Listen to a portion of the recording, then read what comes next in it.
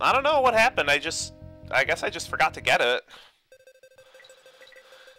So yeah, this is the rocket level. This control's completely different from every other level in the game. Your left and right directional controls are reversed as well. Now hitting red Bs from the side is what you want to do for maximum speed. But hitting them from above will slow you down. And if you're going above a certain speed, you will just die if you touch the cliff.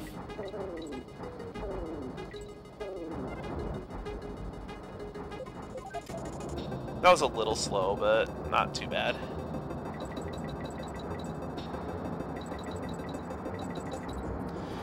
Yeah, unfortunately having to go back for that DK coin sucked. There's a bear coin over there if you need it. And then there's 2 over here. But I don't really need them because I have the 55 already.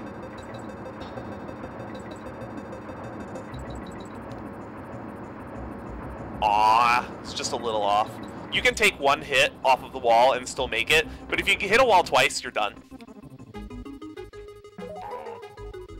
Shoutouts to Tampa again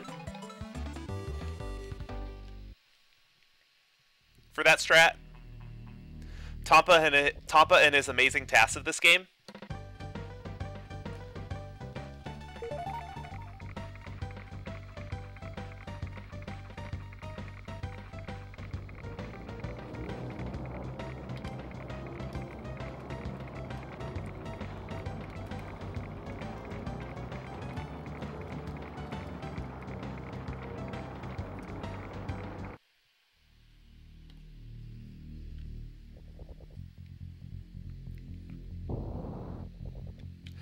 And coming up is K-Rool 2. Unlike K-Rool 1 where Dixie was the star, K-Rool 2, Kitty is the star.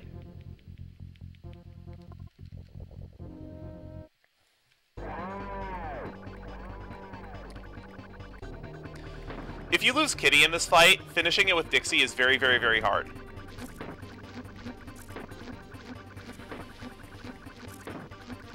I'm probably the only person that the only DKC3 runner that thinks this fight is actually more difficult than K-Rool 1.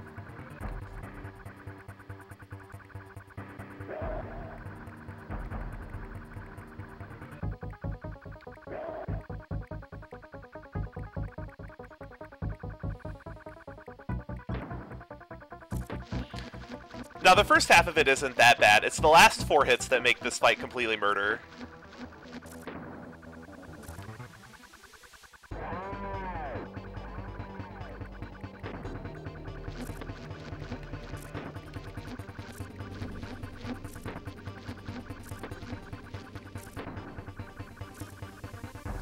And you will see the reason why very soon. This is part of the reason.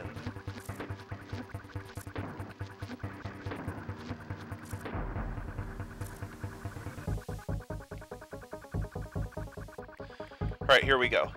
Now I'm going to set this barrel down to the right because electricity is going to come out of one of those 2 bulbs. And the first bit of electricity is always on the right side. After that, it's random.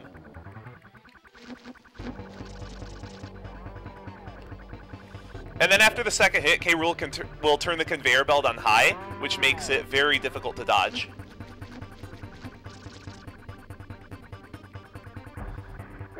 These barrel shots are next to impossible with Dixie.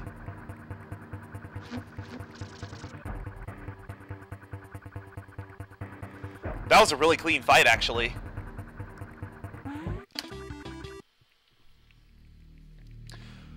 Alright, and that was the last DK coin in the game. And at some point after you get the turbo ski, if you go back to Funky's, he'll tell you that he can build you a better vehicle if you get all the DK coins in the game. And now that we have all the DK coins in the game, we can actually clean up the overworld and get the rest of the banana birds in the game. And this would actually be a wonderful time to read donation comments. You guys would probably have 8 minutes to read donations to catch up on them. And that makes up for all the serious time from Krematoa. Now, I will have a dry erase board with me to write down all the banana bird combinations, because these are all randomly generated.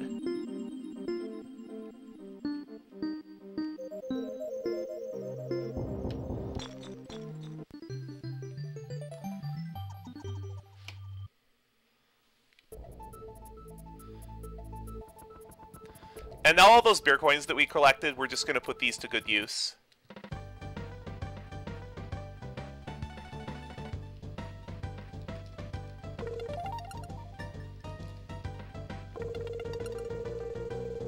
That was pretty bad menuing, actually. Why did I re-enter Bazaars? I didn't press B. That was weird.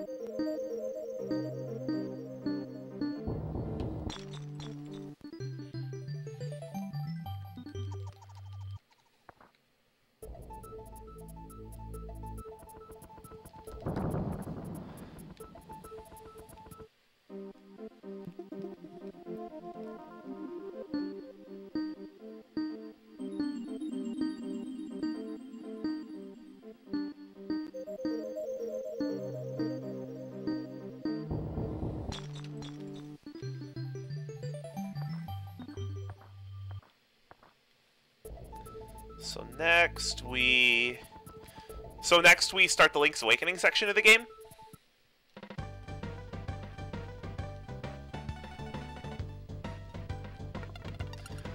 And this trading sequence is to get 2 banana birds.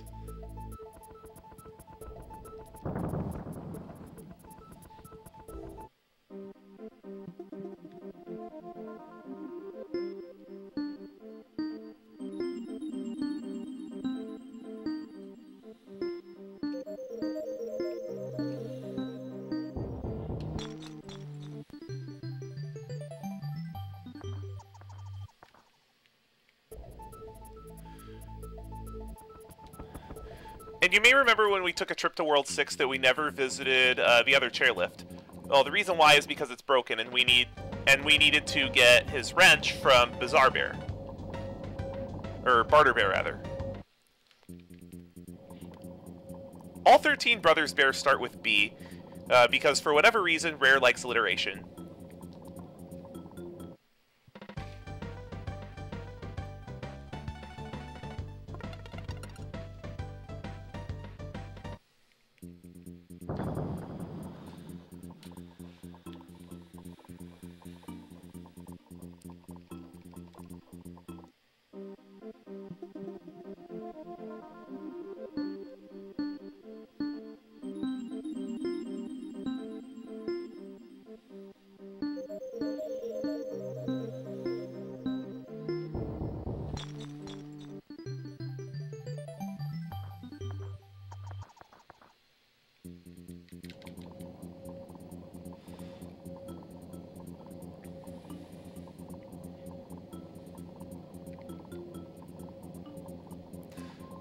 And then I think the next thing we have to do is go get the bird cave that most people who played the game found first.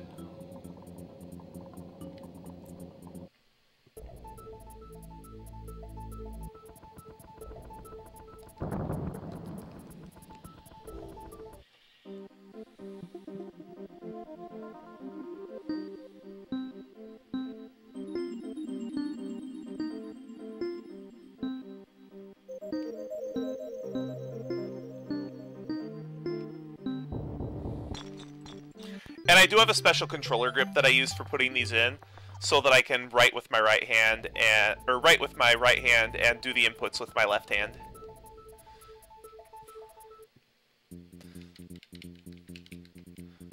Now, Barnacle Bear is a shell collector.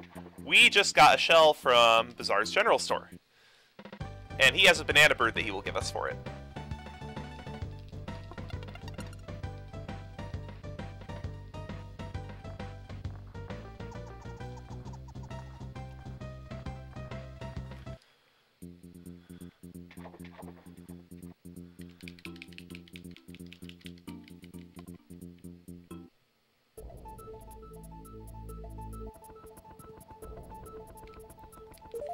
Nice.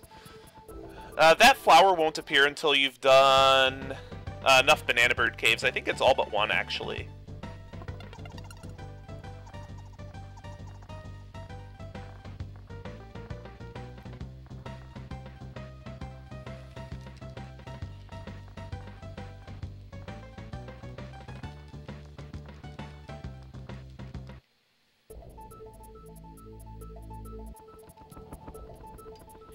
And that present that we got all the way back in K3, we're going to deliver it now, finally.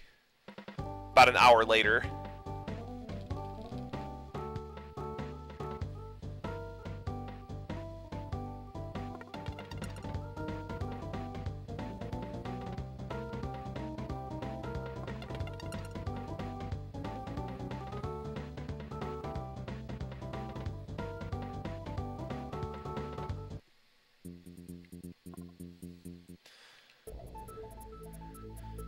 And now that we have the bowling ball, it's time to go to Brigadier Bear and get the final banana bird in the game.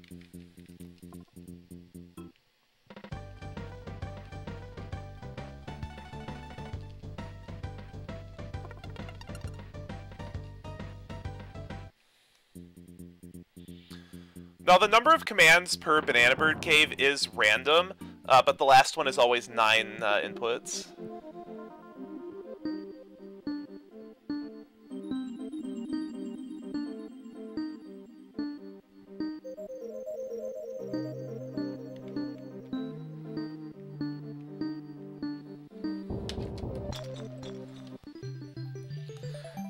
And the reason why we did this particular cave last is because it puts us right next to Wrinkly's Save Cave, which is where we go once we have all the banana birds. Time actually ends soon.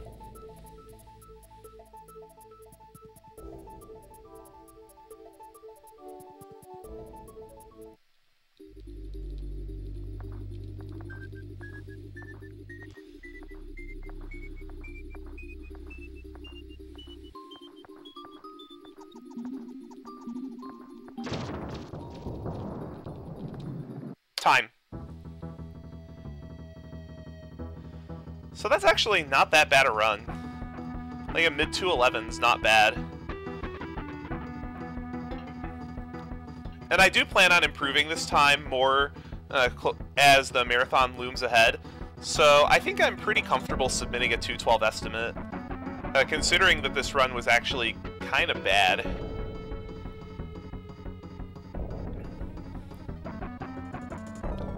I mean, without that DK coin derp, which is something that I've actually never done before, this would probably be about a, like a 2:10:30, which is a solid time.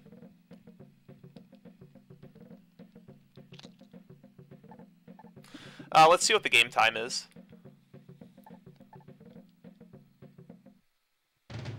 1:43. That's not too bad.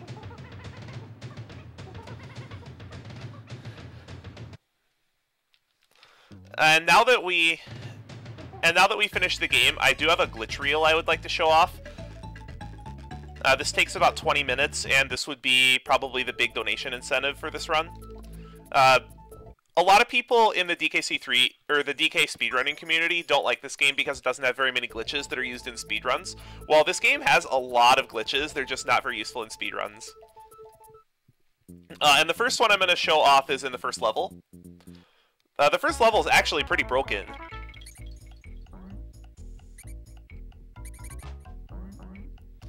There are a lot of things you can do in this level that it's pretty evident that the developers never really tested. I just need to get these enemies out of here so that nothing goes wrong.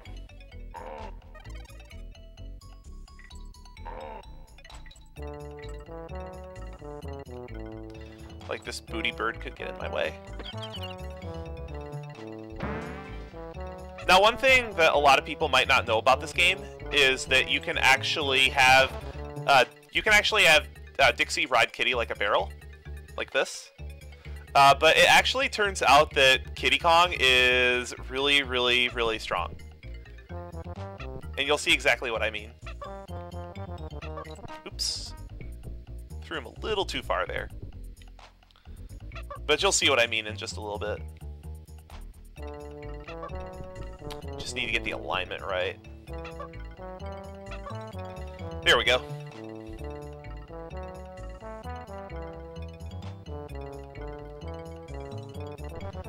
And this actually leads into another glitch. That actually is required to get Ellie past that wall, and the developers never intended for you to have Ellie in this section of the level. Notice I cannot jump right now, because the game thinks Ellie is in midair and underwater at the same time. Because the surface of the water is just high enough that it's just the right height that the game thinks that you're underwater and midair at the same time, so it disables your jump until you actually get to the correct level in the water. It gets better though. So this happens because the game gets confused when Kitty tries to mount Ellie and grab a rope on the same frame. And the game really doesn't know what to do when you do that, so the game kinda does this.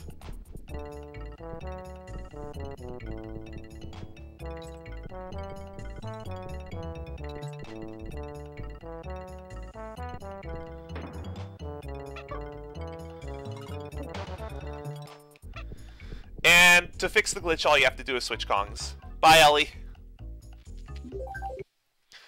Alright, now there's another glitch I want to show off. In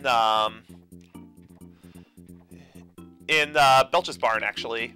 I want to show off the Belcha teeth glitch. It might take me a few tries to get because it's frame perfect, but it's definitely worth it.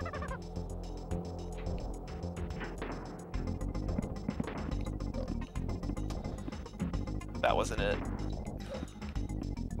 Nope. That was too late. Basically what I'm trying to do is I'm trying to land a bug in Belch's mouth at the same frame that he lands. And it's pretty hard to do. But the results are worth it, trust me. That was too late.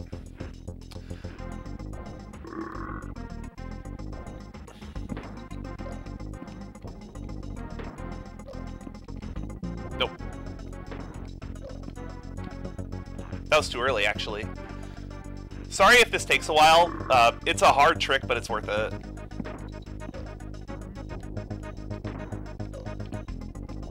There we go. Got it. This softlocks the fight, by the way, and this is a very real threat to end runs. I have literally softlocked the fight. There's nothing I can do now.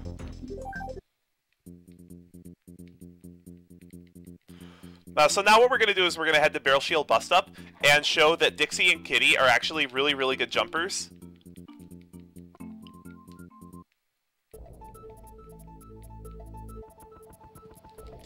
This takes a while to get to as well because it's in the bonus at the end of the level, but it's worth it.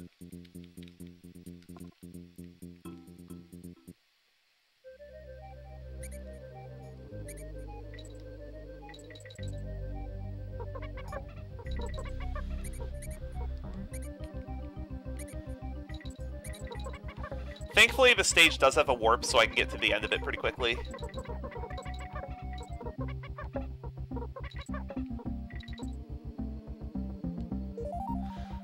And there's that backup coin.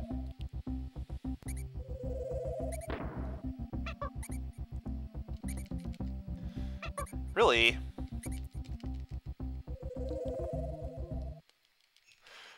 Alright. So if we just head over to the left, and then jump here, and then hold right. Whee!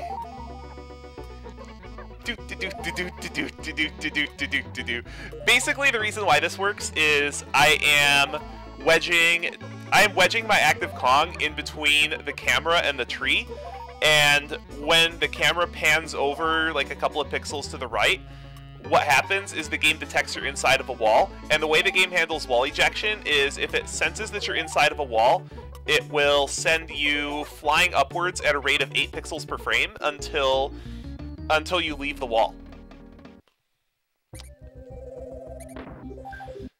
So you can get some very interesting results from it.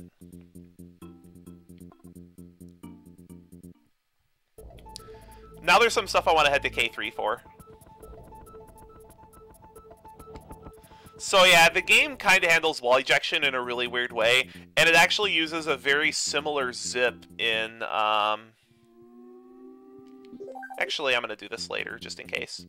Because there's kind of a silly little trick I can do here, called sled skip. It's completely worthless in a speedrun, but hopefully I get it. Got it! Nice! First try. Yeah, you can actually skip the sled in this level, and play this level as the Kongs, but it takes probably 3 minutes to complete because it's designed to go at the speed of the sled. That is, I believe, if it is not a pixel-perfect trick, it is very close.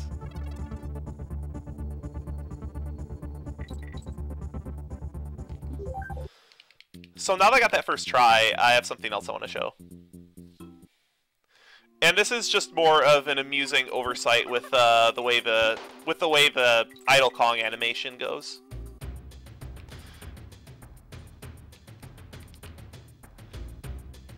Come on. I need to stand on the edge of this ledge. Bye, Dixie! Dixie's gone! Oh wait, there she is. That's just something silly. Oh, another application of the wall ejection is in stage 6-1, Buzzer Barrage. This lets us do something very interesting at the beginning of the stage. It's kind of finicky, so hopefully I can get it. It'd be nice. It's worth it, though. It might take me a few tries, though. I have to have this barrel in a very particular spot, and I actually think that's too far in. Oh, there we go. That was quick. Basically what I did there is when you grab a barrel as squawks, the game will actually push you through the floor until the barrel is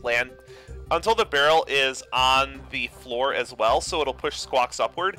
And it just so happens that by doing so, it'll actually push squawks into the wall, and then the game will realize, hey, that's still in the wall. Let's move the player up another 8 pixels until he is out. At least let's move the player up 8 pixels per frame until he's outside of the wall, so that he's not stuck in a wall anymore. And in this one instance of the game, you can actually use that to get out of bounds. Unfortunately, there's no real use to being out of bounds because of the way DK3's camera works. With the GBA version, it would actually be a lot more useful because the camera does not have fixed points like this, so you would actually be able to get out of bounds, and it would be useful. But unfortunately, they kind of patched the wall ejection subroutine in the GBA version of DKC3. But yeah, you can get out of bounds. Unfortunately, we haven't found a use for that in a speedrun. But in the any % tasks, you can actually get out of bounds in Logi Labyrinth, and it's useful. Unfortunately, it's not useful in any of the other categories. Now I gotta show off a couple things in Krematoa.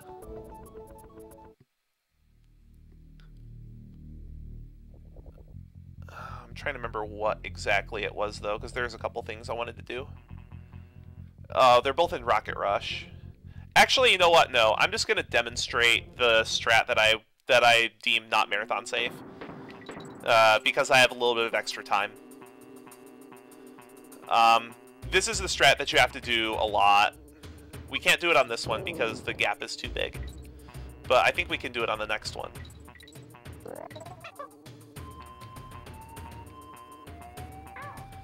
Yeah, I was too far over. Basically, the idea is that there's just enough room to be able to slip in between the B, and then when you get as high as you can with the B, you do a team throw there. And you can avoid going around the long way in the level. But it's really hard to do. I do have a couple silly glitches I want to show off here as well.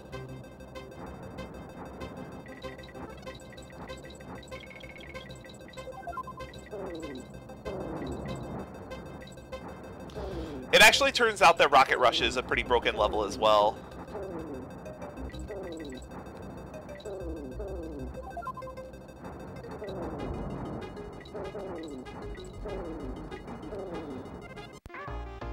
That's okay, I needed to die there. I actually needed to die there because I accidentally killed the bee that will let me do a very silly glitch.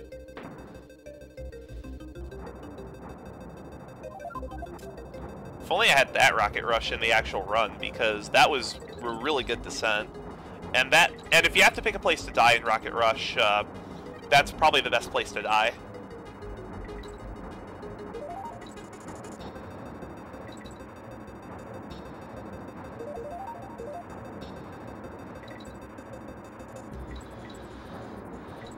Unfortunately, it might take me a little bit of time to get this, because this trick is really finicky.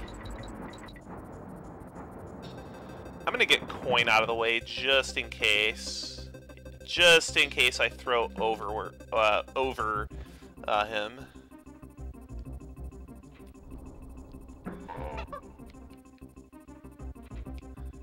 This might take me a few tries, so just bear with me.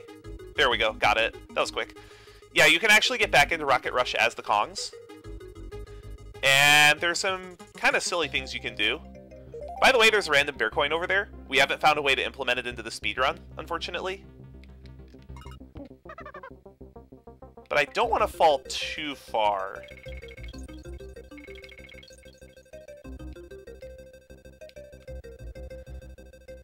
Because I want to do something interesting.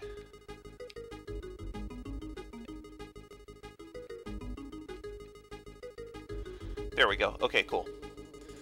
These red bees actually cannot hurt you as the Kongs. The reason why is because these red bees are actually designed to interact with the rocket, so you bounce off them as though you're in the rocket. However, if you throw your partner into one, your partner will still die. Whee! Boing, boing, boing, boing, boing, boing, boing, boing, boing. I just soft-blocked my game.